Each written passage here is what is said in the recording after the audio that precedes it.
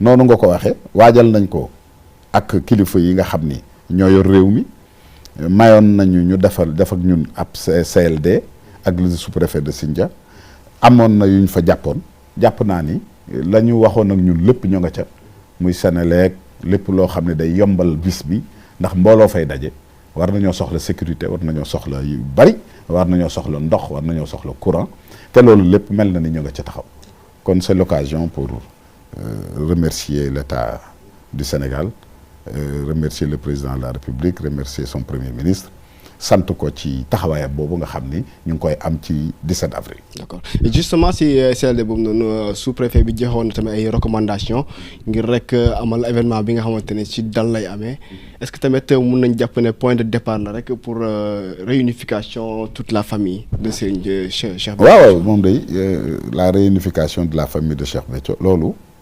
rek mooy sunu yitte ñun day bu ñu sañoon dara du xew. ndax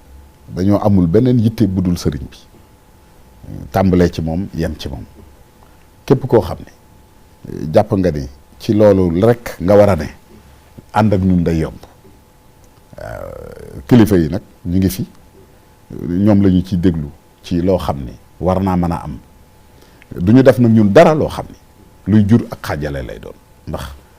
day mel ni awma ci sax man intérêt ndax man sëñ Touba def na man maay sama xalifa bu baay kon njaboot gi ñëpp ci sama loxo lañ ne ku bëgg ak ku bëggul sëñ Tuubaa def dogal na li muy dogal ba noppi bu ma ko sañoon nag ànd koog ñëpp ndax loolu moo ma gënal. est-ce que yaa ngi ciy dox ay jéego pour. waaw man de wax dëgg yàlla daan ci lu ma nekk loo xam ni mooy ànd koog samay kilifa yi nag xam nañ lépp te ñoom fuñ ma ci awloo rek fi laa ci yow kon. mbir la moo xam ni du mbir sax moo xam ni war nañ cee yaatal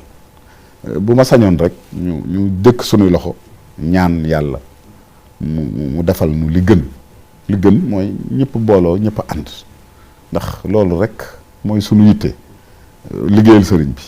amuñ ci xàjj amuñ ci seen buñ sañoon àndandoo ko ñëpp. sëriñ bi